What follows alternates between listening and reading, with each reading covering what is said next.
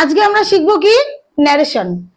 তা ন্যারেশন শিখতে গেলে আমি তো প্রথমেই বলে নিলাম, ন্যারেশন শিখতে গেলে আমাদের মাইন্ডটাকে ফ্রেশ করতে হবে প্রথমে, যে আমরা কোন জায়গায় কোন পার্সনটা চেঞ্জ করব। পার্সন চেঞ্জ করতে গেলে তো আমাদের নিজেদেরকে ঠিক রাখতেই লাগবে যে আমরা সেকেন্ডে রয়েছি, ফার্স্টে রয়েছে প্রথম পক্ষ, তৃতীয় পক্ষ আমরা রয়েছে দ্বিতীয় পক্ষে। তা এই ন্যারেশনটাকে উক্তিটাকে আমরা পরিবর্তন করতে গেলে দু রকম, একটা হলো প্রত্যক্ষ, একটা হলো পরোক্ষ, দু রকম উক্তি। তা প্রত্যক্ষ হলো ডিরেক্ট, ডিরেক্ট মানে প্রত্যক্ষ উক্তি, আর ইনডিরেক্ট মানে পরোক্ষ উক্তি। এখানে কিছু কিছু চেঞ্জ হয়, যেরকম আই থাকলে মি হয়, এটা আমি ছকে লিখে দিলাম। ইউ থাকলে ইউ হয়, হি থাকলে হিম হয়, সি থাকলে হার হয়, দে থাকলে দেম হয়। এটা তো পার্সনের চেঞ্জ হলোই। এবার কিছু কিছু ক্ষেত্রে নিজেদেরকেও চেঞ্জ করতে লাগবে, আমরা সেন্টেন্সের বাংলাটা বুঝে সেই রকম ভাবে আমরা চেঞ্জ করব। এবার টেন্সের চেঞ্জ আমরা কিভাবে করব? টেন্সের চেঞ্জ যদি করি তাহলে প্রথমেই আমাদেরকে শিখতে লাগবে যে কোনটা রিপোর্টিং ভার্ব আর কোনটা রিপোর্টেড স্পিচ।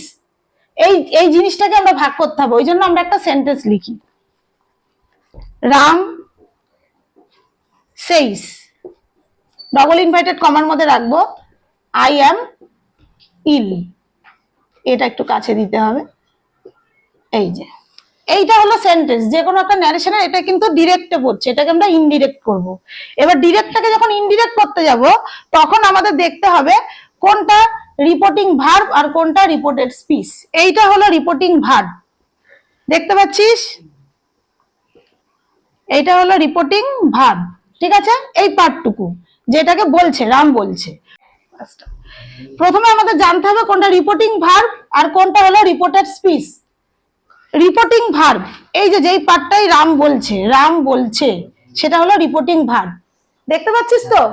এটা হলো রিপোর্টিং ভার্ব, ঠিক আছে?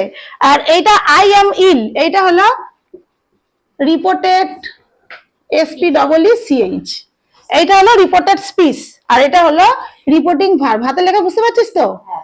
এবার এই সেন্টেন্সটাকে আমাদের ডিরেক্টে আছে, এটাকে আমি ইনডিরেক্টে করব। ইনডিরেক্টে করতে গেলে আমাদের বললাম যে চিনতে লাগবে কোনটা কি। এটা হলো রিপোর্টিং ভার্ব, এটা হলো রিপোর্টেড স্পিচ। এবার তোরা যদি বলিস টেন্স, টেন্সটাকে আমরা কি দেখে চিনবো? এই যে সেইস, SAYS, সেইসটা হলো প্রেজেন্ট টেন্সের মধ্যে পড়ছে।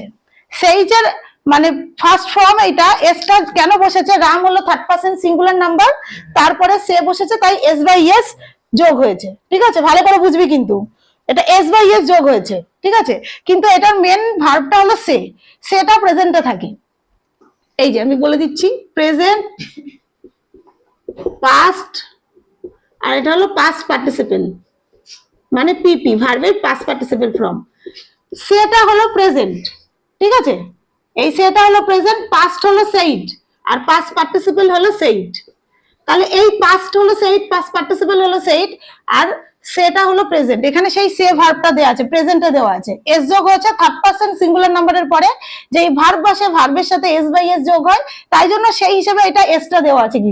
কিন্তু আমরা চিনলাম কি এটা প্রেজেন্ট ফর্ম। এই যে রিপোর্টিং ভার্ব যদি প্রেজেন্ট ফর্মে থাকে, রিপোর্টের স্পিচটাও প্রেজেন্ট হয়ে যায়, ঠিক আছে? আর রিপোর্টিং ভার্ব যদি এখানে সেইড থাকতো, রিপোর্টিং ভার্ব যদি সেইড থাকে, তাহলে রিপোর্টেড স্পিচটাও পাস্টে হয়ে যায়। এটা যদি প্রেজেন্ট থাকে রিপোর্টিং ভার্ব, এখানে প্রেজেন্ট থাকলে তাড়াতাড়ি, এইটা হলো রিপোর্টিং ভার্ব আর এটা হলো রিপোর্টেড স্পিচ, ঠিক আছে?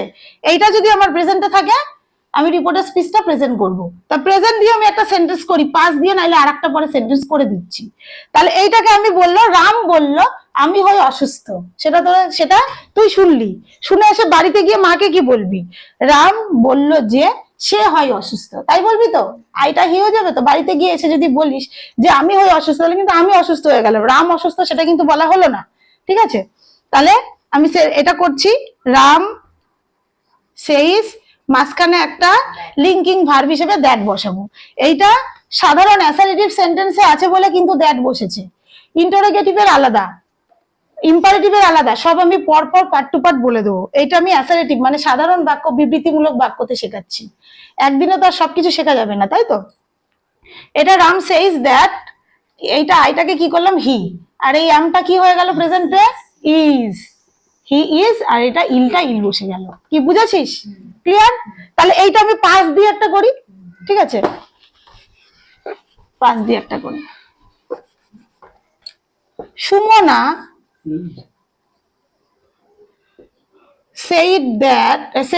সুমনা said, ঠিক আছে, I am busy now. Sumana said, মা কে ফোন করলো?